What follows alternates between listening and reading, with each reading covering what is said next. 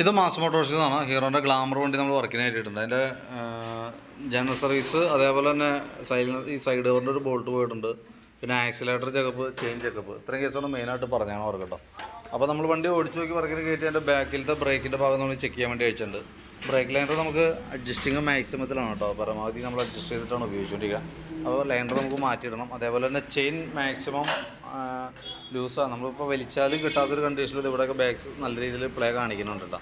അതേപോലെ തന്നെ ഈ സ്പോക്കറ്റിൻ്റെ ബെയറിങ്ങും ഈ പ്ലേറ്റിന് ഇത്രയും ബെയറിങ്ങിൻ്റെ പ്ലേയും കാണിക്കുന്നുണ്ട്. അപ്പോൾ നമുക്ക് ബാക്കിലത്തെ ബ്രേക്ക്, ചെയിൻ സ്പോക്കറ്റ്, അതേപോലെ വീൽ റബ്ബർ, സ്പോക്കറ്റ് ബെയറിംഗ് അടക്കം മാറ്റിയാലാണ് ആ കംപ്ലയിൻറ്റ് റെഡി ആവുള്ളൂ. പിന്നെ അതേപോലെ നമ്മളതിൻ്റെ എയർ ഫിൽറ്ററൊക്കെ ഒന്ന് അഴിച്ച് ക്ലീൻ ചെയ്യുന്നുണ്ട്. പേപ്പർ ടൈപ്പ് ഫിൽറ്ററാണ്, നമുക്കത് എയർ അടിച്ച് ക്ലീൻ ആക്കാവുള്ളൂ. അത് ക്ലീൻ ചെയ്ത് നമുക്ക് റീസെറ്റ് ആക്കാം.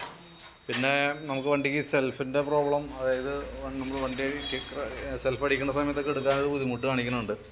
അപ്പോൾ നമ്മളതിൻ്റെ ബാറ്ററിയൊക്കെ നോക്കുമ്പോൾ 2022 മോഡൽ ബാറ്ററി വണ്ടിയിൽ ഇരിക്കണേ. 2022 എന്ന് പറയുമ്പോൾ ഏകദേശം ഒരു 4 വർഷം, 3 വർഷം കംപ്ലീറ്റ് ആയി, 4ാമത്തെ വർഷമാണ്.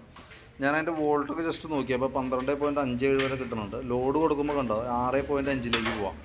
8 വോൾട്ടിൽ താഴേക്ക് പോയി കഴിഞ്ഞാൽ ബാറ്ററി കംപ്ലയിൻ്റ് ആണ്. അപ്പോൾ ബാറ്ററിയുടെയാണ് നിലവിലെ പ്രോബ്ലം കാണിക്കുന്നത് കേട്ടോ. അപ്പോൾ സെൽഫ് കാണിക്കില്ല. സെൽഫ് ജസ്റ്റ് ഇങ്ങനെ എടുക്കുന്നുണ്ടെങ്കിലും കറക്റ്റ് സ്റ്റാർട്ടിങ്ങിൻ്റെ ഇത് കറക്റ്റായിട്ട് കിട്ടില്ല കേട്ടോ. ബാറ്ററി കംപ്ലയിൻ്റ് ഉള്ളതുകൊണ്ടാണ് ആ പ്രോബ്ലം വരാം.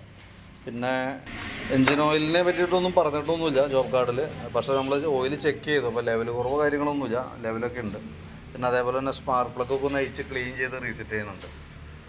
അതൊക്കെയാണ് മെയിനായിട്ടുള്ള വർക്ക് കേട്ടോ. അപ്പോൾ ഞാൻ പിന്നെ ഈ സൈഡിലത്തെ കൊണ്ടാണ് ബോൾട്ട് പോയേക്കുന്നത്, സ്ക്രൂ ഒരെണ്ണം പോയിട്ടുണ്ട്. അപ്പോൾ അത് ഇടുന്ന കേസ് പറഞ്ഞിട്ടുണ്ട്. അപ്പോൾ നമ്മൾ പിന്നെ അതിന് ശേഷം ഫ്രണ്ടിലത്തെ ബ്രേക്കും കൂടി അഴിച്ചിട്ട് ബ്രേക്ക് ക്യാമൊക്കെ ഒന്ന് അഴിച്ച് ഗ്രീസ് ചെയ്ത് റീസെറ്റ് ചെയ്യട്ടെ. അപ്പോൾ ബാക്ക് വീൽ അഴിച്ച് നിർത്തിയ കാരണമാണ് അത് കംപ്ലീറ്റ് ആയതിന് ശേഷം നമ്മൾ ഫ്രണ്ടിലത്തെയും കൂടി അഴിക്കും. ബ്രേക്ക് അഡ്ജസ്റ്റിങ് ഏറെക്കുറെ ആയിട്ടുണ്ട്, മാക്സിമത്തിലേക്ക് ആയിട്ടുണ്ട് കേട്ടോ. അപ്പോൾ ലൈനർ ശരിക്കും മാറ്റിയിടണമായിരിക്കും കുറച്ചുകൂടി ബെറ്റർ. ബ്രേക്കിൻ്റെ കേബിളും ചെറിയ ടൈറ്റ് കാണിക്കുന്നുണ്ട്. കേബിൾ നമുക്കിപ്പോൾ മാറ്റിയില്ലെങ്കിലും ലൈനർ മാറ്റണമായിരിക്കും കുറച്ചുകൂടി നല്ലത്.